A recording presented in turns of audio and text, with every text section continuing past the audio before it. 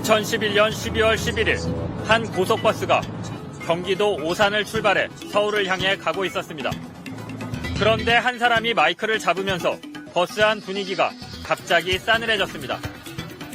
문제의식도 없고 소명감도 없고 능력도 없고 능력 없으면 부지런하게 해야죠. 부지런하지도 않고 동네 정치도 안 하고 뭐 시원합니까? 월급 300만 원 300만 원 시원하는 거 아닙니까? 혼이 나는 건 오산 지역 민주당 시의원들. 전당대회에 가는 길이라 다른 민주당 관계자들도 함께 타고 있었지만 시의원들에 대한 모욕적인 말은 계속됐습니다. 시원된 거 아니고 그 주장도 아직 안 받은 그런 식입니다. 앞으로 이런 분들이 시의원 오래하면 진짜 끔찍합니다.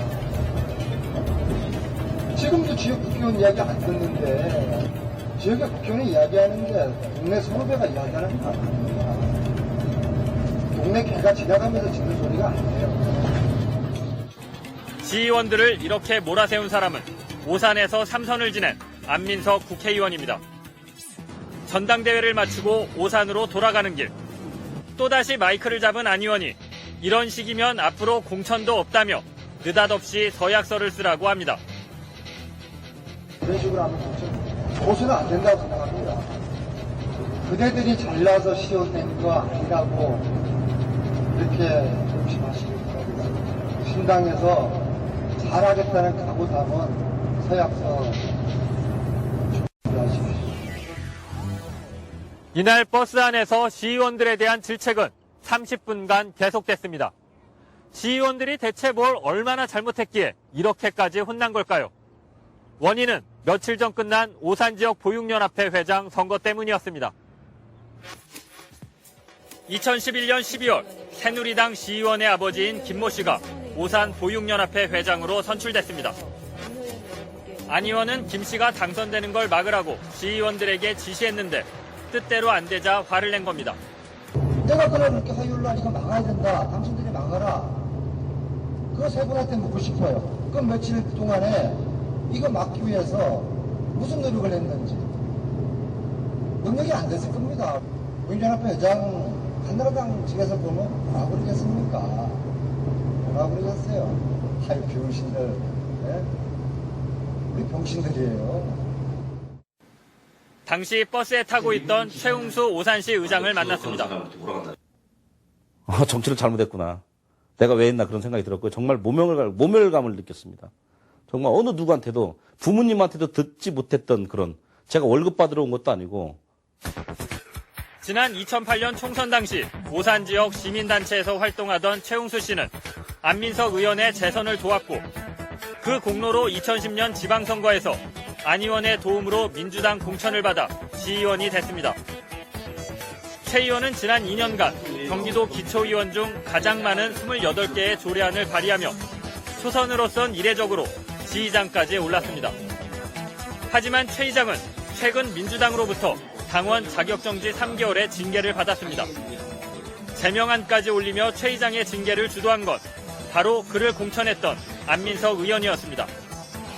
시의원이 된 뒤 안 의원의 지시를 충실히 따르지 않았다는 이유로 점차 사이가 나빠졌다는 겁니다.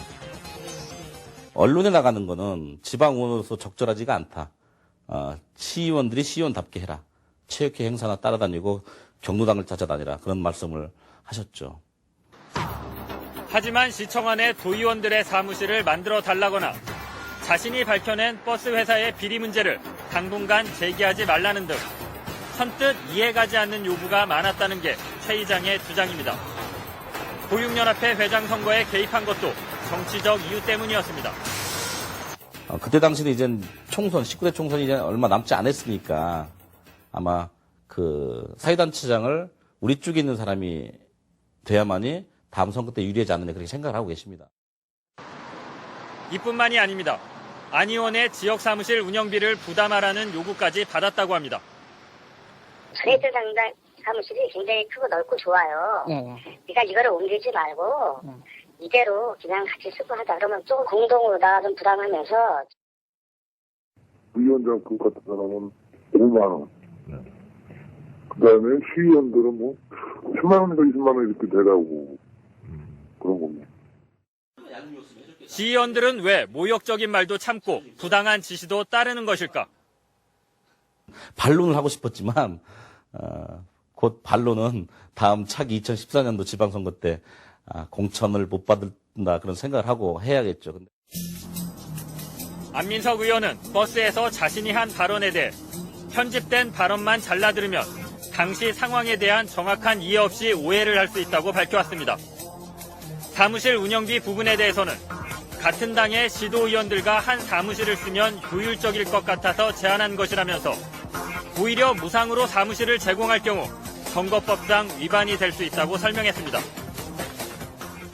같은 당 소속인데 당연히 일사불란하게 움직여야지 이렇게 생각할 수도 있을 겁니다.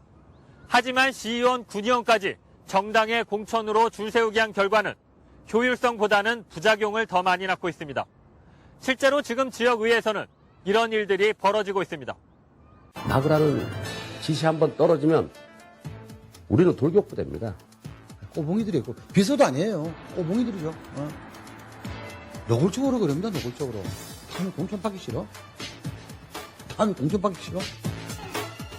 정당 공천제를 폐지하면 모든 문제가 해결될지 누구도 장담할 수 없습니다.